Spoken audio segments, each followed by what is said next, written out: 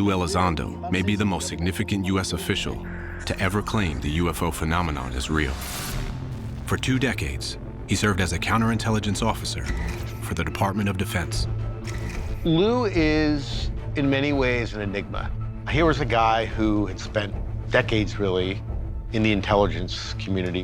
Whether it was the Taliban, or it was Al-Qaeda, or it was ISIS, or it was Guantanamo Bay, he had to deal with all of it. In 2009, Elizondo took over the $22 million Advanced Aerospace Threat Identification Program, or ATIP, that investigated encounters between UFOs and the U.S. military. The truth is out there. In the new 6-part series from the History Channel, Unidentified, Inside America's UFO Investigations, we find the truth about UFOs. And joining me right now is host Luiz Elizondo, former special agent in charge. Good morning, Luiz. Greetings, Jeff. Well, Luiz, being from Las Vegas, we're just saturated in history with UFOs around here, from Area 51 to Rachel, Nevada, and the extraterrestrial highway. So I'm really excited about talking about UFOs with you today because, I grew up my whole life hearing about it. But this series is more of a nonfiction approach. Well, Jeff, you're absolutely correct. This is definitely a nonfiction approach, and it's all the way throughout the entire series. One thing that the viewer may or may not notice is that when you look at the producers and even looking at the cameraman that are behind Unidentified, these folks are hardened investigative journalists. This is not a show for entertainment purposes. Although it may be entertaining, that was not the intent. This is done as these folks have done before, doing really deep investigations into the dark underbelly of mankind. So a lot of these folks have experience investigating black market and organized crime in Europe. Some of the cameramen are actually individuals that have been in war zones, photographing firefights and U.S. troops in danger. So the entire approach to this show is fundamentally different than something that you would normally see about this topic.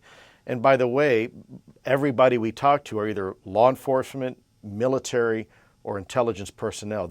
Every one of these folks are trained observers. This isn't grandma saw some lights in the backyard. Now, while producing this series, did you have the cooperation of the U.S. government, or is this something they would not rather get involved with? Well, I can't speak on behalf of the government, and I'm not dodging the question, but since I'm no longer in the U.S. government, I really can't answer on their behalf. But what I can tell you is that there are elements within the U.S. government that are very, very supportive of trying to figure out what this enigma is, particularly from a national security perspective. When you have these incursions of these craft coming in and around sensitive military facilities and assets and equities, there's this desire to try to figure out what these are. Keeping in mind, if these were Russian aircraft with a Russian tail number or a star, we'd scramble fighter jets to go intercept. Yet these things are coming into our airspace. They don't have tail numbers. In fact, they don't even have tails, wings, or an engine. And nobody wants to do anything about it. So I think that conversation's beginning to shift. And there are elements in the government that are leaning forward to actually try to do something.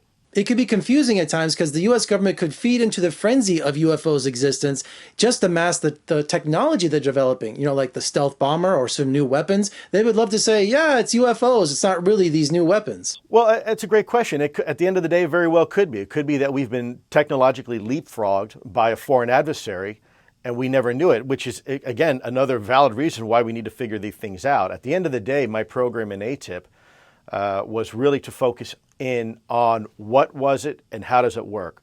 The other questions, such as who's behind the wheel and what are their intentions, we didn't focus on that. We figured we leave that to some smarter folks to figure out. So for this 6-part series, Luiz, what was the most challenging episode? Well, I think all of them are unique, and all of them had their challenges.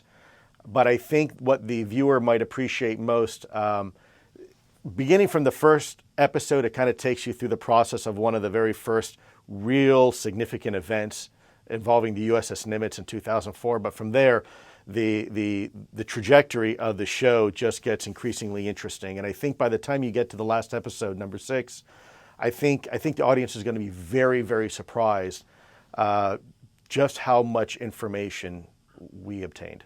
Now, in this series, do you talk about Operation Blue Book? That was the government program that was officially opened to investigate UFOs, but I hear it's closed now. Any comment on that? Well, that's a little before my time. And truthfully, I wouldn't feel right providing an opinion on something that I really wasn't part of. I suspect there may be multiple reasons why. It could be something as simple as we just didn't have the technology at the time to really track these things with the fidelity that we can now. Or it may be that stigma and taboo, which is something that we face even today on this topic, was just too much. Nobody wanted to have the conversation about something. If you don't know what it is and you don't know how it works, and there's frankly nothing you can do about it, there's not much of a conversation, I guess. Well, being from Las Vegas, Area 51 is really close by, and the history and the legends that come out of that Air Force base, even the denial even exists. Anything mentioned in your series about Area 51? There's references to it. I can't talk too much about Area. I still have a non-disclosure agreement with the U.S. government, so please forgive me. I have to mind my P's and Q's when it comes to certain things. We trust the American people to know that there are certain countries that have nuclear warheads pointed at New York and Los Angeles that could wipe out millions of people in an instant. And yet we don't trust the American people to know that there's something in our airspace that we don't know what it is. There's a lot more I don't know than I do know, but that's okay. That's why we have to continue to seek to find the answers and collect the data, because ultimately the data will speak for itself. And how supportive has the History Channel been in creating this series? Monumentally. I think the approach, there's a difference between a reality show and a show about reality. And I think it's going to be very obvious to your viewers. This is a show about reality. There's no retakes. There's no scripts. This is raw, and what you see is what you get. Well, congratulations on the new series, Luis. This is a subject matter that fascinates me. Also, one of my good friends that lives here in Las Vegas is Colonel John Alexander. Are you familiar with him? Absolutely. He's a legend, sure. He's an amazing human being and a patriot. Well, thank you again, Luis, and good luck with the series. Yes, sir. Thank you. All right, for more reviews and interviews, you can surf on over to my website at vegasfilmcritic.com. Check me out on social media, Facebook, Twitter, Instagram. And if you're watching on YouTube, make sure you give me a thumbs up, comment below, and subscribe. I'm Jeffrey K. Howard in Las Vegas. Thank you for joining me. I'll see you next time.